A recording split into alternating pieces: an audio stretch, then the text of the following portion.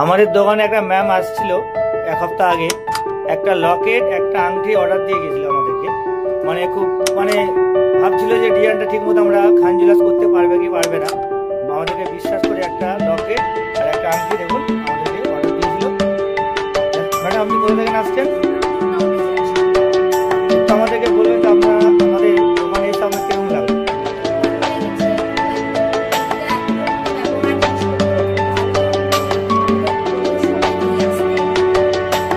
আমাদের ডিজাইন কেমন লেগেছে? আপনি যে ডিজাইনটা দিয়েছিলেন একটা লকেট একটা চেন, ডিজাইনটাকে আপনার ফিনিশিং কেরকম আছে?